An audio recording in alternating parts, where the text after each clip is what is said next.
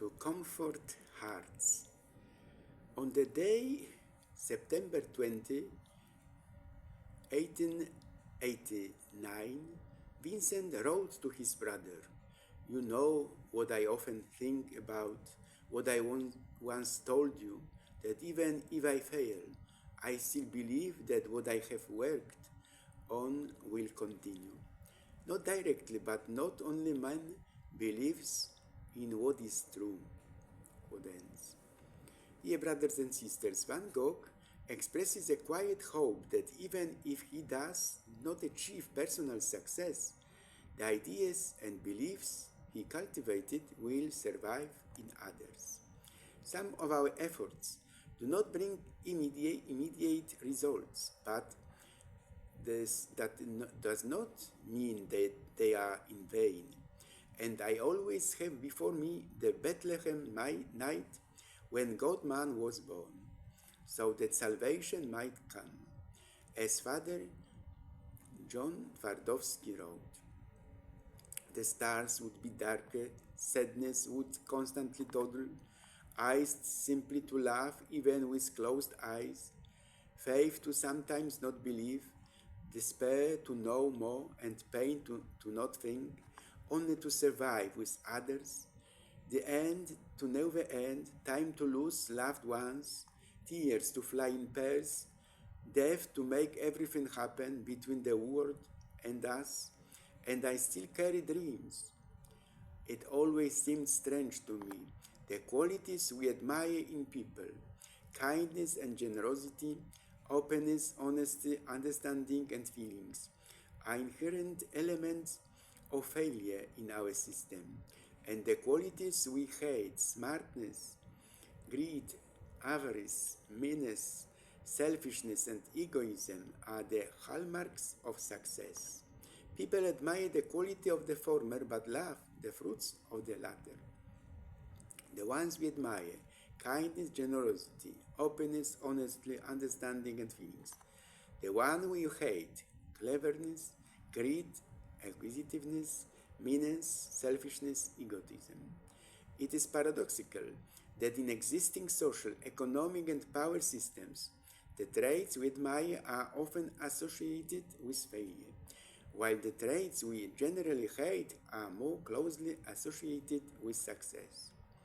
It is still true in politics, corporations, management, and the media that ruthless, selfish, greedy, and overly ambitious people sometimes achieve more visible success, while altruistic, kind, and ethical individuals may be marginalized.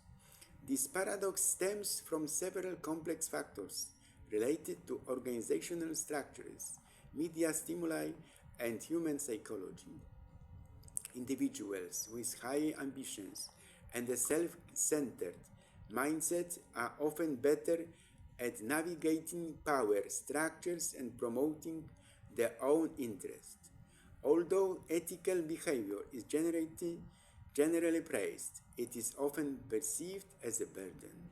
So, I say to myself, you walk through life amid storms and doubt, the cross in your hands, a sign of redemption. You often fail on the path of suffering, but you rise, the Lord grant you forgiveness. You walk when the darkness has not end or finish. A ray of God's sun shines in your heart. You fall, and tears flow through the night. You rise because the Lord grants you His strength. You walk towards the light that will never fade. You faithfully carry the cross until the path becomes bright. You fall. Your labor has its meaning. You rise and know love brings salvation. In Christianity, dear brothers and sisters, all this is too wonderful. Yet at the same time, for me and my neighbor, it often turns out to be meaningless. And my path of life has led me further. In this technological era, we have chosen a state of mind that is not common, but is essential for proper thinking. This only does good to a few, but with Jesus by my side, I still have a friend you don't know. I dare say you agreed to be my cage. I am only a cage, and you were a bird that never stayed put.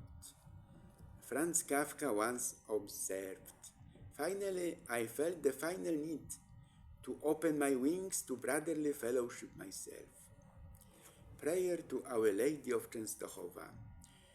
Act of consecration to the Mother of God, Immaculate Mary. To you I consecrate my body and soul, all my prayers and works, joys and sufferings, all that I am and possess. With a willing heart I surrender myself to you in the slavery of love.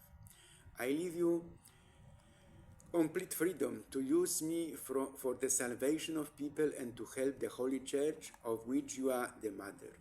From now on, I want to do everything with you, through you, and for you. I know that I can accomplish nothing by my own strength. You, however, can do everything that is the will of your Son, and you always triumph. Therefore, help of Christians, grant that my family, parish, and entire homeland may be the true kingdom of your Son and yours. Amen. The author of this prayer is the primate of the Millennium in Poland, Cardinal Stefan Wyszyński.